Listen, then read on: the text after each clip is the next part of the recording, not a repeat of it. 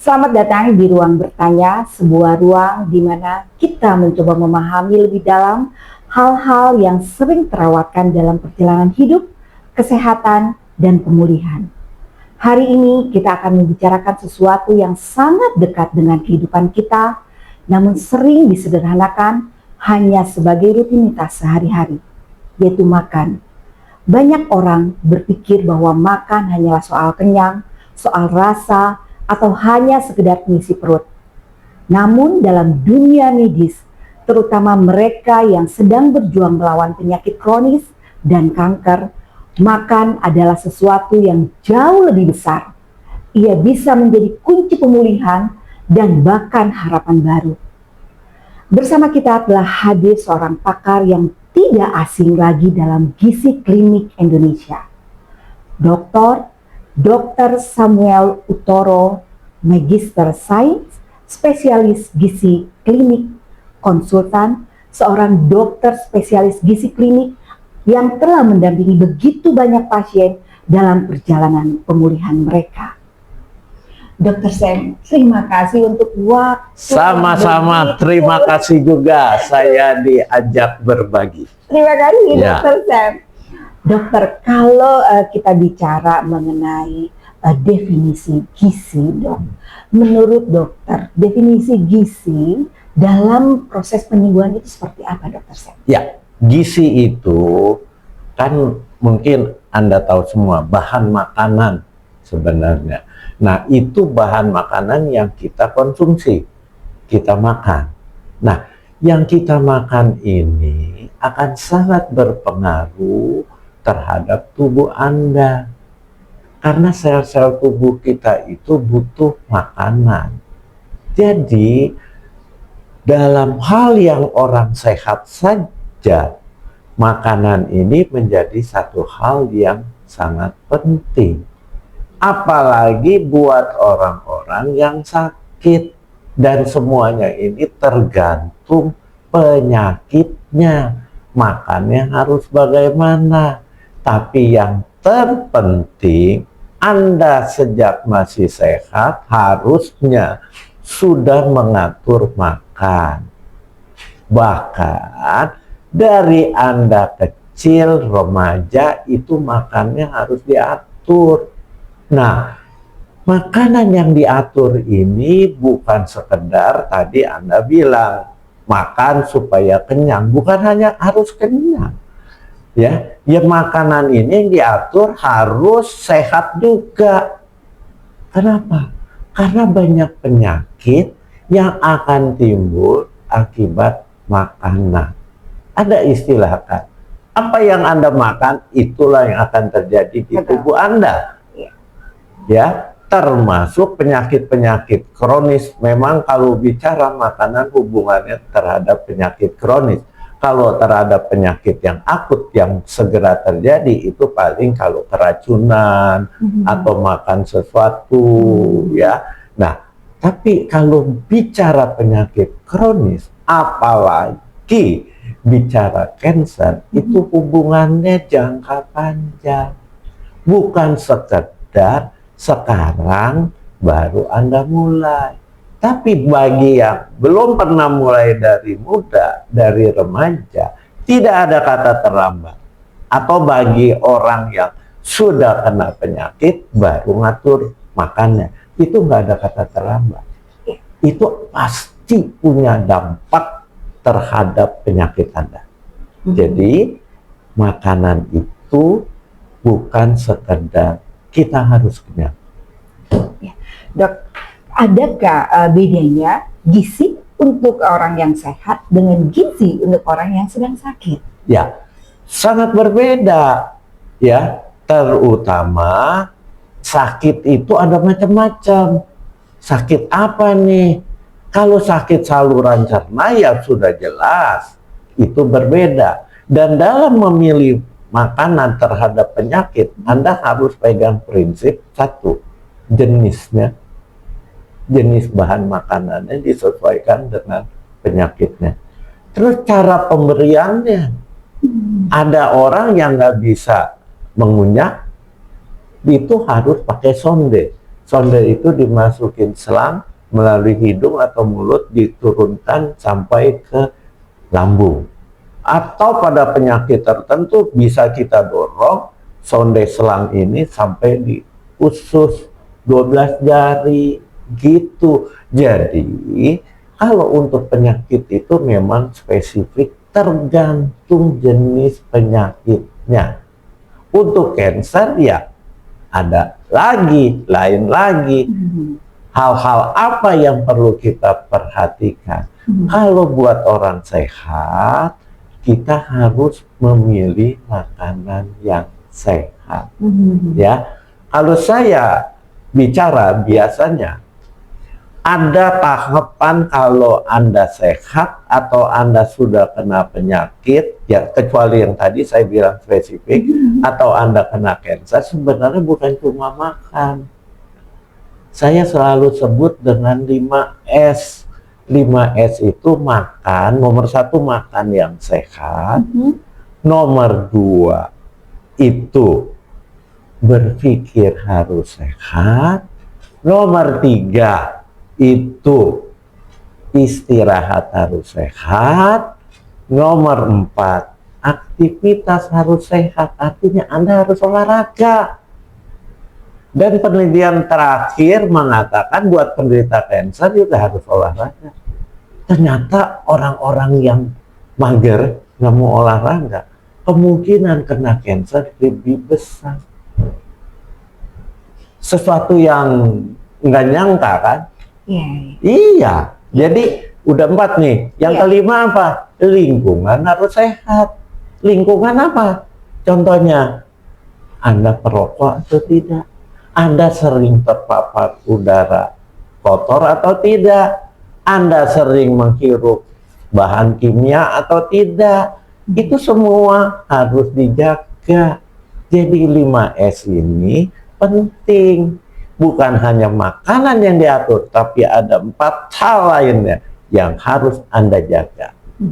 Nah, kalau bicara makanan, yang paling penting, saya general dulu umum. Apa? 4J, biar gampang diingat. Yang pertama J adalah jumlah. Jumlah nggak boleh berlebihan. Kalau berlebihan, ujung-ujungnya Anda kegemukan. Orang yang kegemukan, obesitas, sel lemaknya banyak. Sel lemak banyak ini bisa memicu peradangan atau dikenal dengan inflamasi. Inflamasi ini ujung-ujungnya bisa juga memicu terjadinya kanker.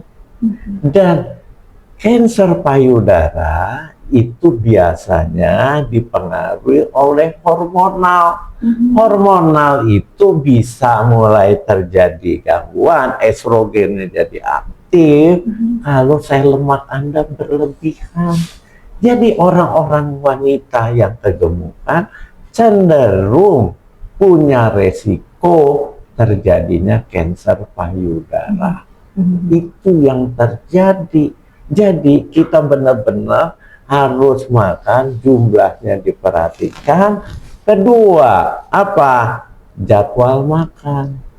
Anda jangan anggap jadwal makan itu suka telat makan. Jangan. Anda harus ada makan pagi, makan siang, makan malam. Ya. Kemudian apa lagi? Jenis makanan. Kan 4J. Jenis ini merupakan bagian yang penting. Jenis makanan harus Anda benar-benar ikuti. Apa jenis makanan itu? Ada golongan karbohidrat, ada golongan protein, ada golongan lemak, ada golongan vitamin mineral, ada golongan serat. Ya, ini harus dijaga benar-benar. Ya, buat yang sehat juga sebenarnya harus dijaga. Karbohidrat, jangan keseringan makan karbohidrat sederhana, karbohidrat simple. Apa itu? Gula, gula pasir, gula Jawa, gula merah, gula aren, gula batu, itu semua harus dihindari. Bukan hanya yang kanker. Yang cancer harus lebih taat. Ya, kalau Anda ingin pemulihan lebih gampang, lebih terjadi, gula benar-benar harus dihindari. Ya, terus saya sering ditanya, dokter kalau gula nggak boleh, apakah boleh saya pakai pemanis? Saya bilang, program makan sehat itu harus ngerubah habit. Habit itu kebiasaan. Ngerubah kebiasaan mulut Anda senang manis, itu harus dilupakan. Udah jangan ngambil yang manis. Kalau pakai pemanis, itu pengganti. Rasanya manis juga. Ini mulut nggak pernah lupa sama rasa manis. Kenapa saya tekankan ini? Karena kalau kita sudah lupa sama rasa manis, satu saat ada gula, Anda nggak akan pengen. Karena begitu masuk ke mulut, rasa manis di mulut nggak enak. Rasa muak, dapetin itu. Apalagi bagi penderita cancer. Seringkali saya nasihati, jangan makan gula yang manis, tapi dia ganti pakai pemanis. Jangan. Supaya habit, yang paling penting itu mau ngatur pola hidup itu habit. Ya. Satu, karbohidrat sederhana, apalagi tepung. Anda harus hindari. Makanan yang ada di tepung apa? Kue, jajanan pasar, mie, ya. Ini semua roti putih, pasta. Itu semua harus Anda mulai hindari. Yang anak-anak muda itu juga harus sudah mulai dijaga. Kecuali hubungannya nanti timbul penyakit metabolik seperti diabetes, tapi ini juga bisa berpengaruh memicu terjadinya kanker. Bahkan bagi penderita kanker sudah itu hindari, jangan dikonsumsi lagi, ya. Nah, itu pertama, karbohidrat sederhana. Kalau makan nasi, yang bagus adalah nasi yang berserat. Terserah, nasi berserat Anda mau nasi merah, nasi hitam, nasi coklat, ya silakan. Yang penting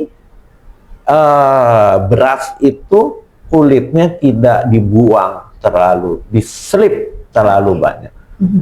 Ini masyarakat juga sekarang kalau mau beli beras pengennya yang putih, kinclong, itu kan udah diselip bersih itu seratnya.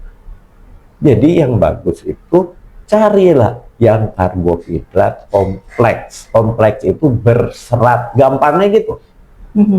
Apalagi roti. Kalau makan roti ya jangan roti putih, roti tawar biasa. Roti gandum. Sekarang ada lagi roti sourdough, ya. Nah, terus kalau makan kentang, makan ubi, kan yang kompleks itu dia berserat. Jadi serat itu tingginya di kulit. Jadi kalau makan kentang, makan ubi, pilih yang kulitnya tidak dikupas. Jadi dengan kulitnya dulu? Ya, dicuci bersih, baru dikukus atau direbus. Ya, atau mau di bake, boleh dibakar. Tapi dimakan jangan dikupas, makanlah sama kulitnya.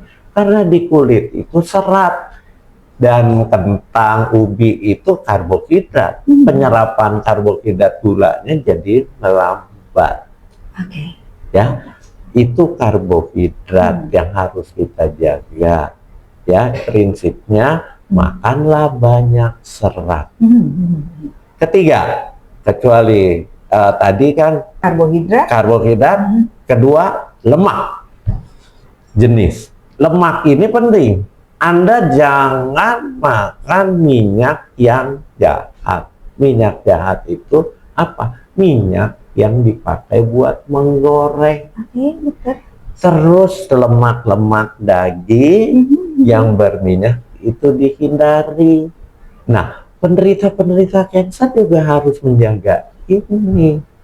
Ya. Nah, kemudian apalagi lemak-lemak hewani. Apa? Misalnya Anda makan steak daging, pilih yang berlemak, itu nggak boleh. Ya, bahkan bagi penderita kanker, daging sapi itu hati-hati, jangan keseringan, karena dia bersifat karsinogenik, pemicu kanker di kemudian hari. Apa? Jadi kan boleh dok ya bahwa daging merah itu memang harus dihindari. Hindari. Tapi Bagi boleh. anak-anak muda juga hindari. Tapi boleh. Bolehnya itu kapan? Buat siapa? Kalau buat orang-orang yang sehat, ya sebulan sekali boleh. Tapi kalau bagi penderita kanker, sudah diterapi macam-macam, terus sudah mengalami yang namanya pemulihan, ya, itu benar-benar harus jaga, jangan. Ya, jangan enak-enakan makan. Seluruh daging merah? Seluruh. Kambing, sapi? Ya, jangan. Daging putih boleh. Siapa? Ikan, ayam, boleh. Bagi yang non-muslim mau makan babi, boleh. Tapi khas dalam. Tanpa lemak, tanpa kulit. Itu sumber protein atau sumber lemak yang harus kita jaga. Ya. Kemudian lemak ini ada lemak yang tadi saya bilang lemak jahat, ada lemak yang sehat. Lemak jahat itu semua minyak yang digoreng, dipanaskan, rusak menjadi lemak jahat, minyak jahat. Kalau mau makan minyak, jadi bagaimana dokter? Pilih minyak yang sehat. Minyak sehat itu apa? Olive oil, canola oil, avocado oil, terus minyak wijen, minyak kedelai, tapi itu semua bukan untuk menggoreng. Karena kalau dipakai menggoreng, dia akan rusak. Jadi buat apa? Itu buat dressing, numis, tapi minyaknya tidak masuk ke kualinya. Menumis yang sehat itu, ini wajan atau kuali, kasih air sedikit, nyalain kompornya, kerecek-kerecek panas, bawang putih dikeprek, masukin, sayur masuk, aduk-aduk, kasih bumbu. Bumbu yang beragam, bumbu masak itu nggak ada pantangan. Silakan, bahkan bagi orang kanker, bumbu masak Indonesia, rempah-rempah itu sangat bagus. Kenapa? Karena dia mengandung antioksidan yang tinggi. Kalau misalnya untuk bumbu-bumbu masak kayak misalnya nih katanya penyedap rasa, itu bagaimana dengan itu? Sampai hari ini belum ada penelitian yang membuktikan pakai penyedap MSG itu bisa menyebabkan penyakit kanker. Tidak. Yang terjadi MSG itu kalau kebanyakan ditambah lagi garam, terjadi NaCl, garamnya jadi tinggi.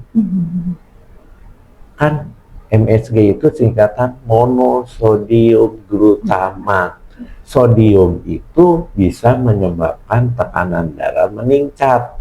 Efeknya bisa menyebabkan hipertensi. Itu penyakit yang kita takutkan juga. Betul. Ya, jadi ya boleh tapi jangan kebanyakan. Itu karena bukti penelitian apakah MSG memicu kanker sampai saat ini belum ada. Ya. Nah, tadi karbohidrat, kemudian sumber lemak yang harus kita jaga, kemudian lemak yang sehat, lemak omega 3, omega 9. Omega 3 itu di bahan makanan adanya di mana? Di ikan laut dalam. Ikan air tawar juga ada, tapi kalah tinggi dengan si omega 3 yang ada di ikan laut dalam. Bagi teman-teman penderita kanker atau yang sudah pemulihan, perbanyak makan omega 3 lemaknya. Karena beberapa penelitian membuktikan asam lemak omega 3 itu punya efek antiinflamasi. Sel-sel kanker itu menyebabkan tubuh kita inflamasinya tinggi. Itu harus kita tekan. Ya. Nah, itu omega 3. Omega 9 adanya di mana? Olive oil. Alpukat. Itu semua omega 9. Ya, kemudian di kacang-kacangan itu omega 9.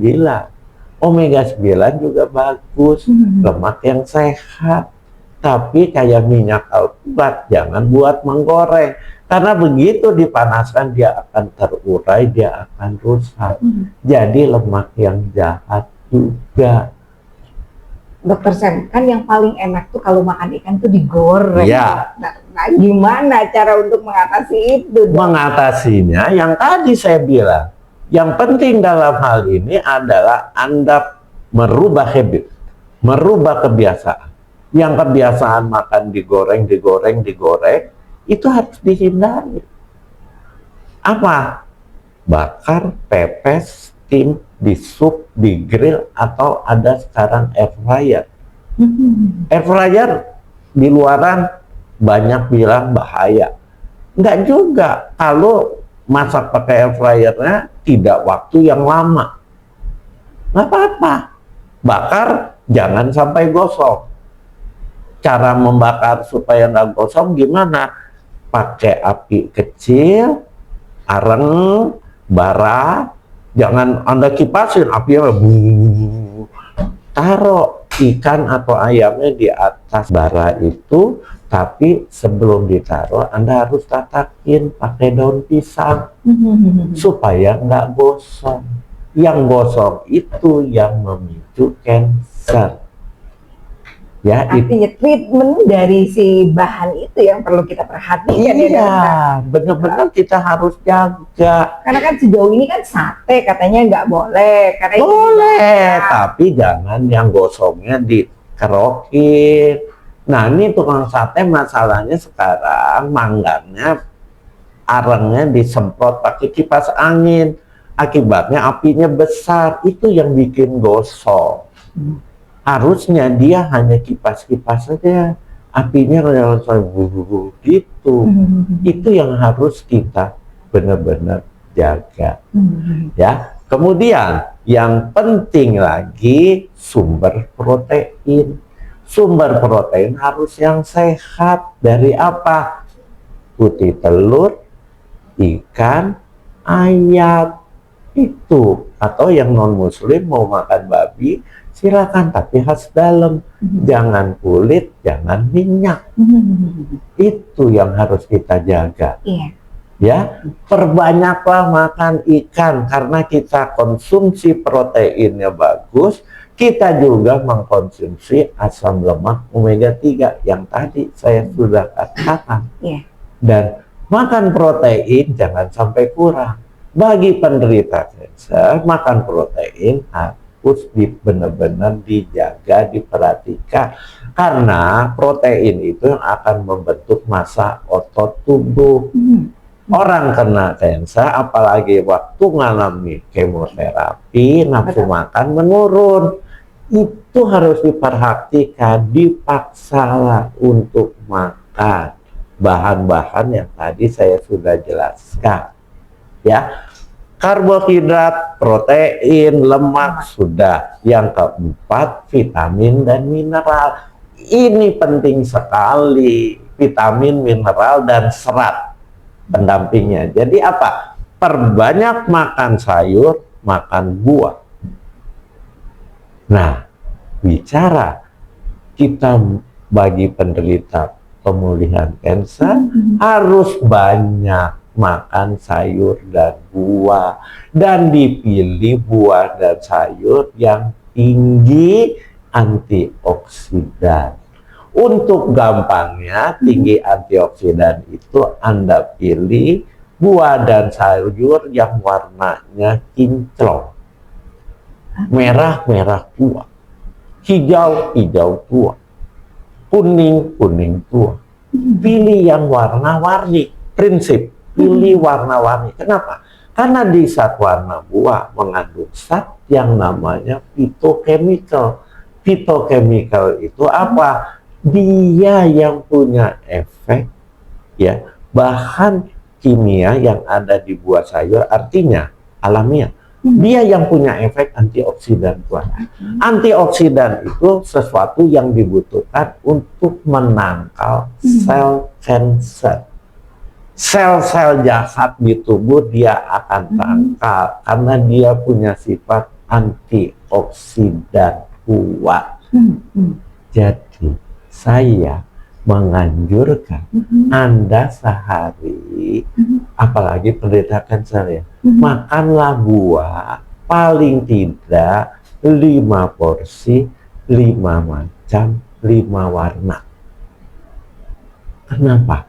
Karena di satu jenis buah itu tidak ada bahan-bahan sehatnya yang lengkap. Harus dikombinasi. Anda jangan pernah pagi makan jeruk, siang jeruk, malam jeruk. Makanlah pagi jeruk, apel, pir, siang apalagi buah yang lain, pepaya, apa itu, malam buah naga merah, begitu, salak.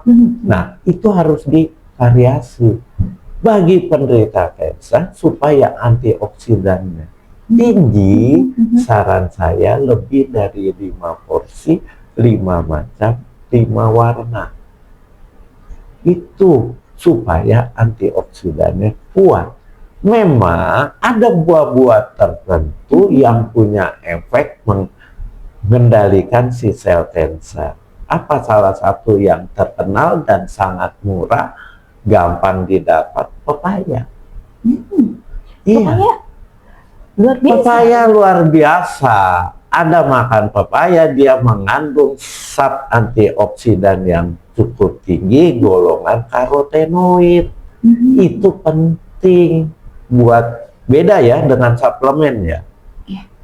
Ini kita bicara yang natural. Natural silakan.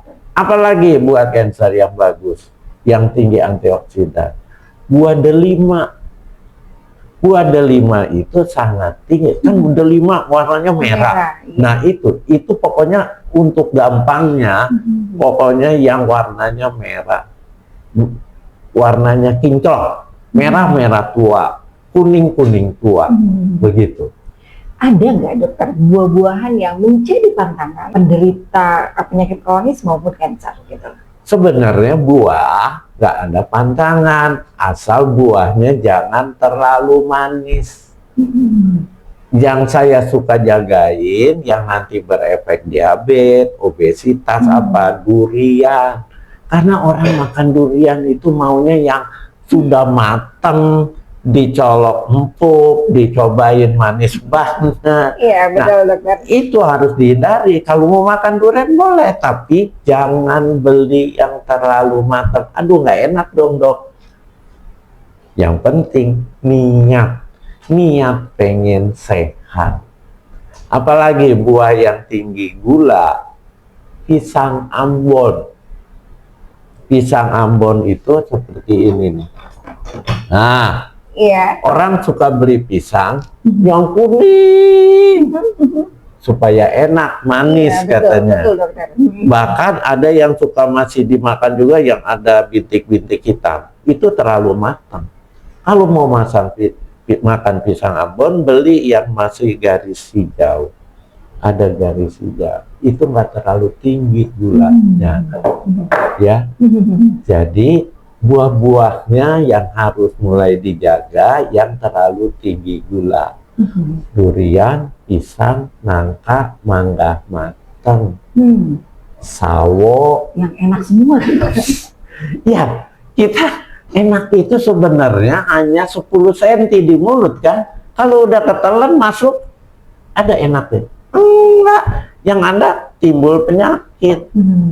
Ya. Nah, jadi bagi penderita kanker jangan lupa makan buah sehari-hari minimal 5. Dan antioksidan itu kecuali mengendalikan sel-sel jahat, sel kanker itu, dia juga punya efek anti-aging. menghambat proses penuaan. Terus makan buah harus yang tinggi serat. Serat ini penting bagi apa? Bagi pencernaan. Tinggi serat itu kalau makan buah sebaiknya jangan dikupas kulitnya kalau yang bisa dimakan. Apel jangan dikupas, cuci bersih, dipotong sama kulitnya Anda makan.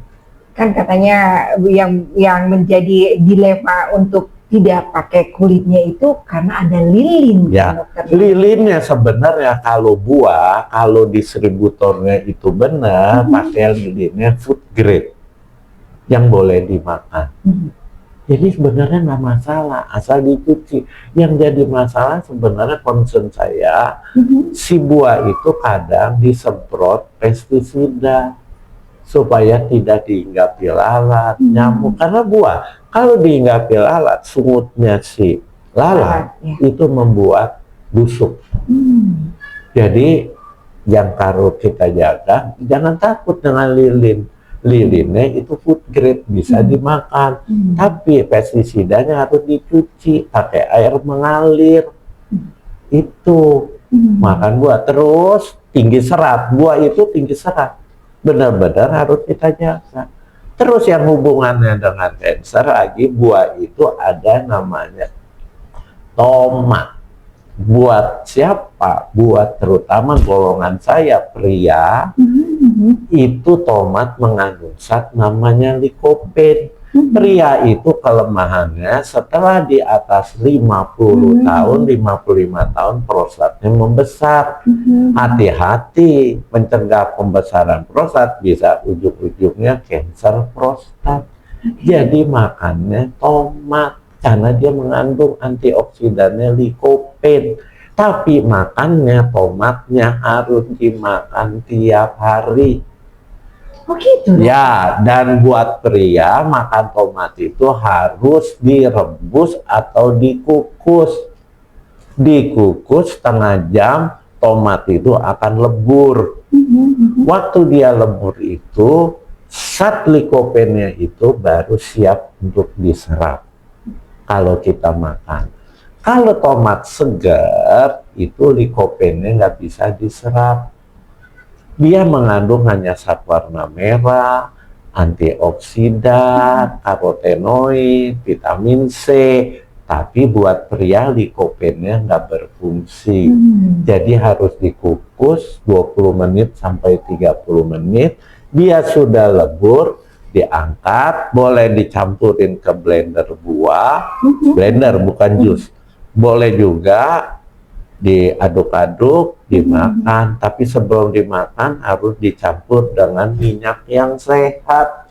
Apa? Minyak sehat itu olive oil, canola oil, diaduk. Kenapa? Karena penyerapan likopen di usus tidak bisa diserap kalau nggak ada minyak.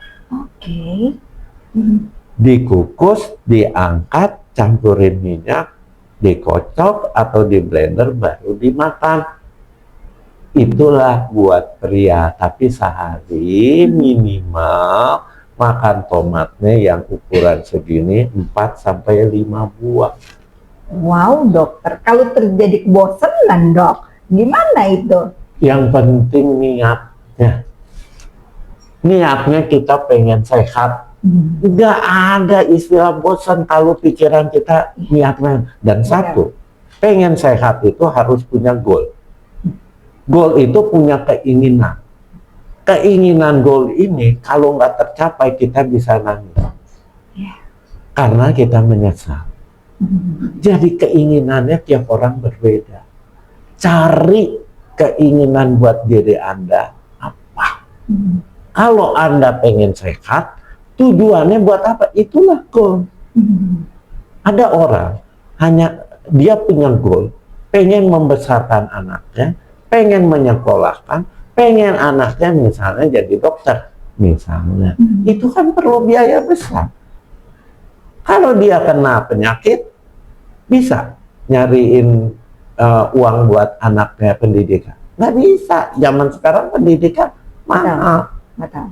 Itu jadi pada waktu goalnya udah sangat kuat, makan yang nggak ada rasanya tuh tinggal blep blep blep blep blep blep blep.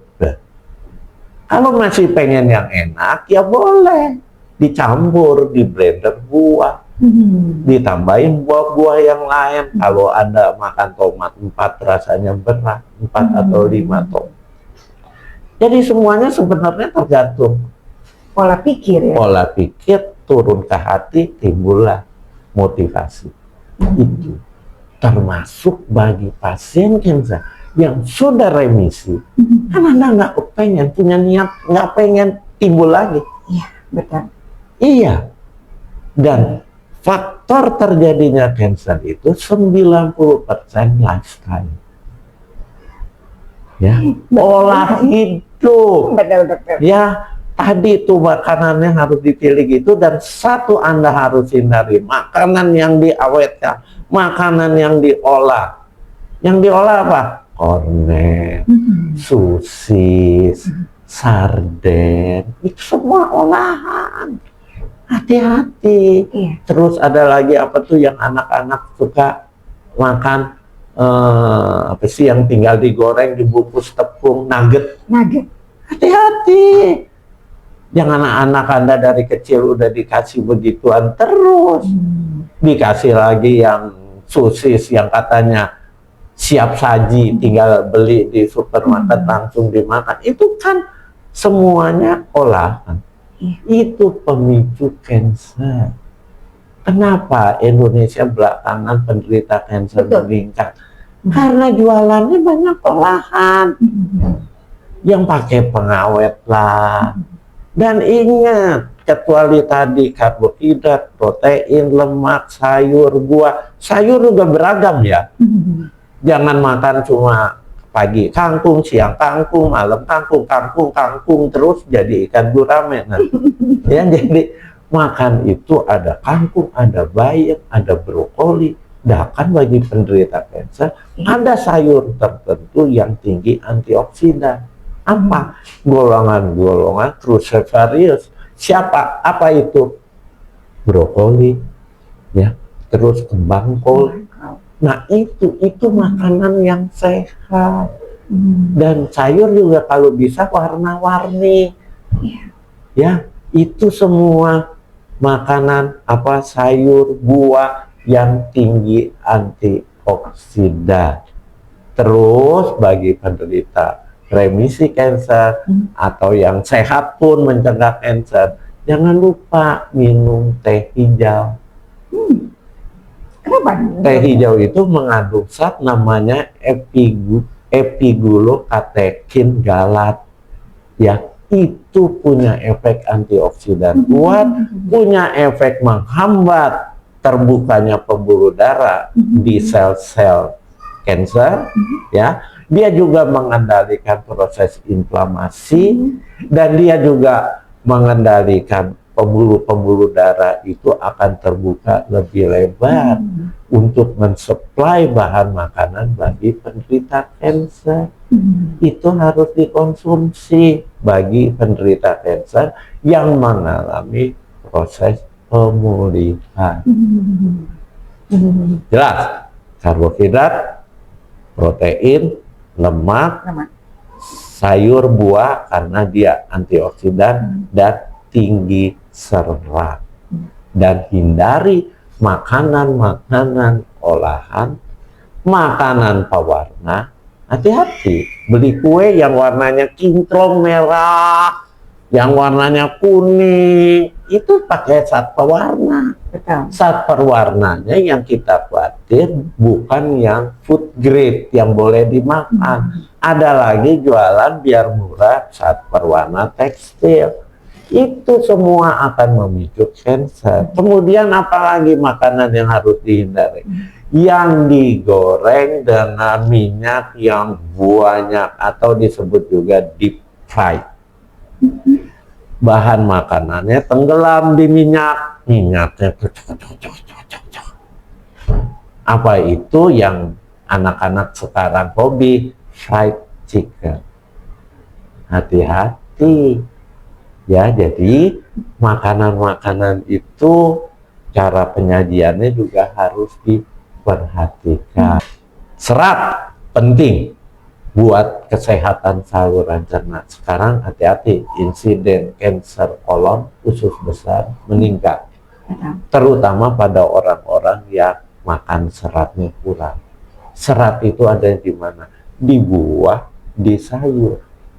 Itu semua harus Anda jaga. Itu yang namanya makan sehat. Mulai kapan? Mulai anak-anak Anda masih kecil. Apakah ada kata terlambat? Kalau saya sekarang udah 40, nggak ada kata terlambat. Lakukan. Apakah terlambat kalau saya sekarang sudah kena kanker, lagi proses pemulihan? Tidak ada kata terlambat. Untuk pemulihan kita pengen jangan sampai si sel kanker itu bangun lagi. Iya, betul. Itu. Dokter, tadi dokter bilang bahwa jumlah jam, apakah memang jumlah yang tempat makanan sehat itu seperti apa sih dokter? Ingat, gampang memantau jumlahnya cukup apa enggak. Berat badan kita tidak naik. Itu berarti yang kebiasaan kita makan cukup. Kecuali Anda obesitas, Anda mau dikurangi, jumlahnya harus dikurangi dari kebiasaan makan Anda.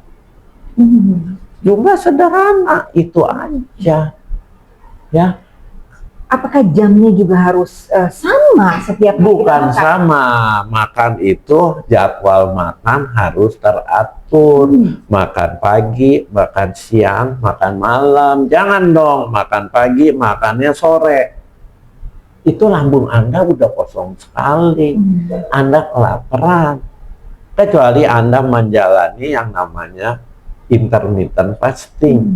Yang katanya bisa memakan sel-sel jahatnya. Betul nggak dokter Sam seperti itu? Itu betul, tapi yang jadi masalah kalau Anda melakukan diet itu harus yang sesuai dengan kebiasaan makan Anda. Supaya apa? Supaya long term. Kan intermittent itu Anda puasa 16 jam. 18 jam. Ya, buat muslim puasa 14 jam itu udah bagus. Ya, jadi makanya untuk mengendalikan kanker itu orang-orang yang berpuasa itu akan lebih terhindar dari kemungkinan terjadinya kanker. Ya, tapi kalau Anda nggak hati-hati, Anda melakukan intermittent, satu saat Anda makan lagi di jadwal Anda puasanya, berat badan Anda akan melonjaknya kembali ke awal. Jadi, makanlah sesuai dengan kebiasaan. Karena ngatur makan itu bukan untuk waktu sebulan, 2 bulan, 1 tahun, tidak. Seumur hidup. Di antara waktu sarapan, makan siang, makan malam, jam mana yang paling penting dokter? Nggak ada yang penting, semuanya penting. Makan pagi, makan siang, makan malam. Kalau Anda yang sudah terbiasa nyemil, pilih antara pagi ke siang nyemil, antara siang ke malam nyemil, tapi cemilannya yang sehat. Jangan cemilannya beli gorengan di pinggir jalan. Hati-hati, gorengan itu jeleknya lagi, lihat. Di kuali minyaknya warnanya apa? Udah hitam. Itu pemicu kanker. Kalau mau goreng, ya goreng sendiri. Tapi minyaknya juga jangan banyak-banyak.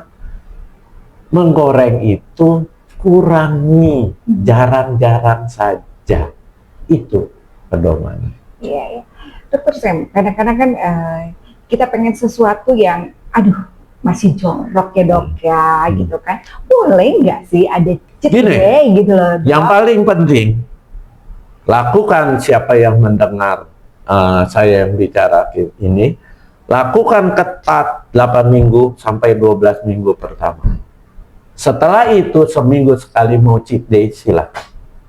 Oke, boleh. 8 sampai 12 minggu melakukan hal-hal taat supaya habitnya kebentuk. Begitu habit kebentuk, Anda mau cheat day, mau minum yang manis, cobain. Di mulut nggak enak, di perut jadi mual. Itu namanya habitnya udah terbentuk. Akhirnya Anda sendiri ngetop. Waktu cheat day mau makan gorengan, itu di mulut juga udah nggak enak. Minum yang manis udah nggak enak. Belum di perutnya juga mual, begak, nggak bisa. Akhirnya tubuh Anda sendiri yang ngetop. Awal 8 minggu, 12 minggu itu ingat dengerin YouTube atau dengerin podcast ini, dia ngedengerin yang nggak boleh, itu harus taat. Anda bisa taat 8-12 minggu, habitnya kebentuk. Yang paling penting di sini habit. Ngebentuk yang 8-12 minggu butuh motivasi. Motivasi itu yang tadi saya bilang, goalnya harus punya. Tiap orang berbeda goalnya. Bagi penderita kanker yang pemulihan, goalnya saya tidak mau kambuh lagi. Kan kemungkinan kambuhnya ada. Betul. Iya. Dan 90% penyebab timbulnya kanker yang marak ini adalah pola hidup. Pola hidup yang tadi saya bilang 5S.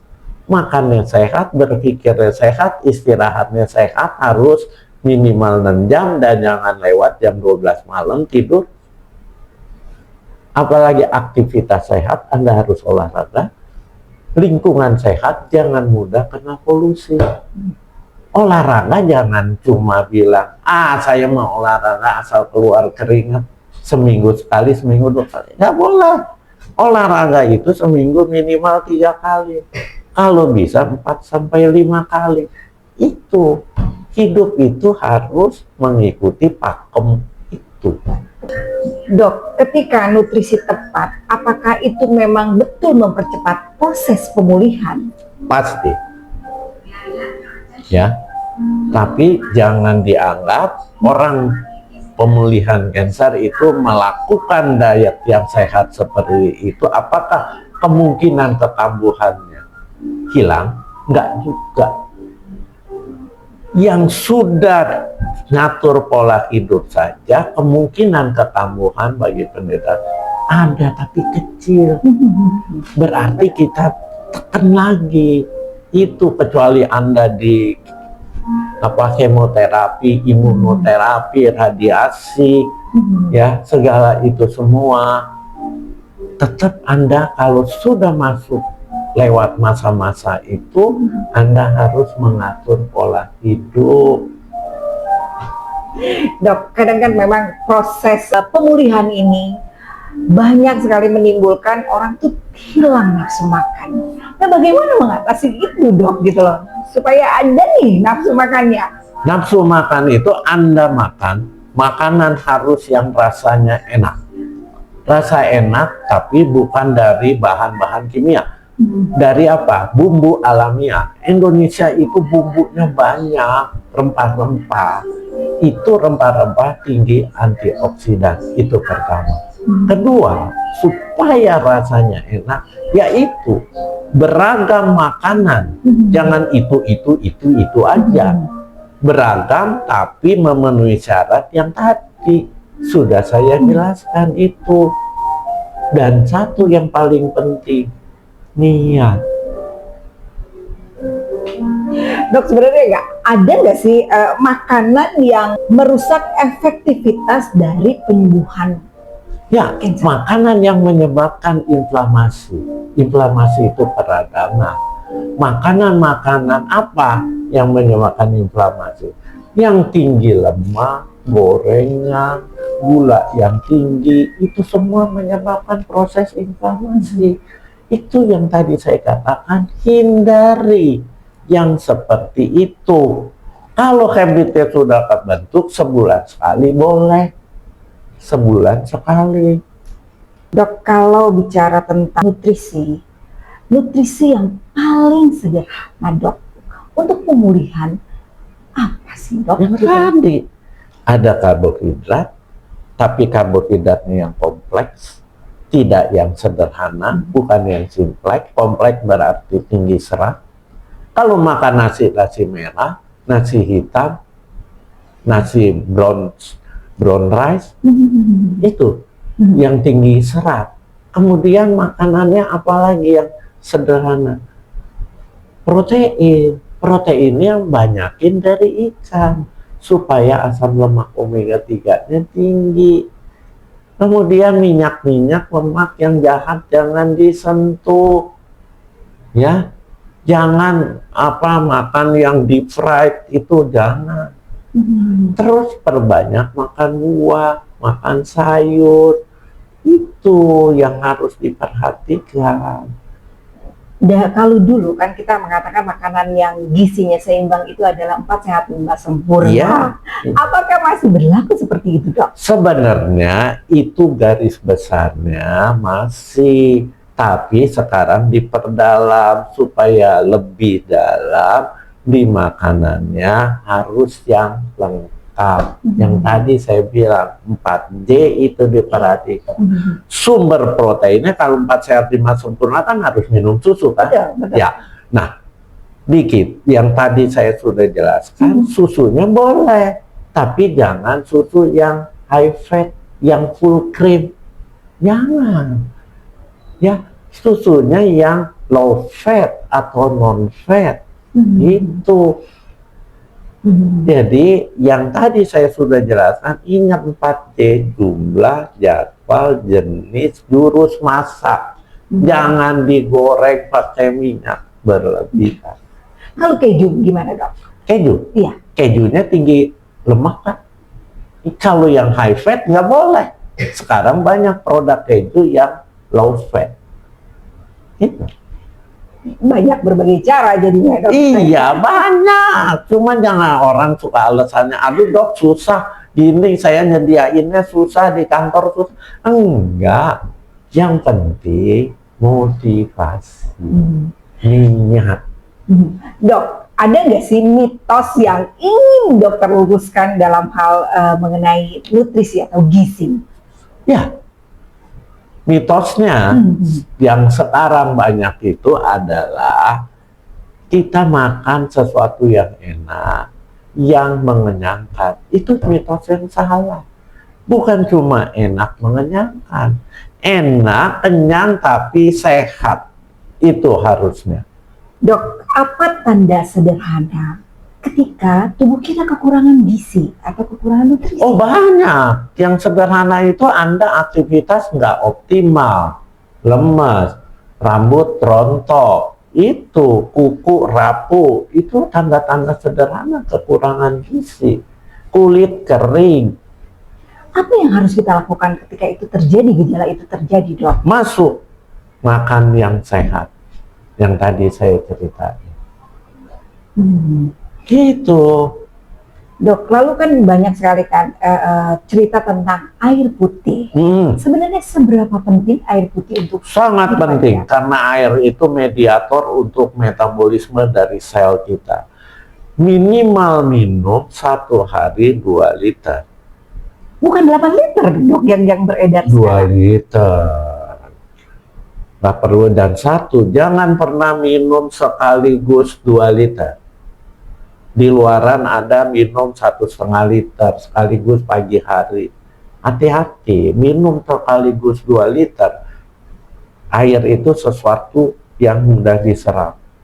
Air akan masuk ke pembuluh darah, akhirnya darahnya encer, tekanan darah juga, jantung mompanya berat. Jangan. Minum 2 liter itu 1 hari.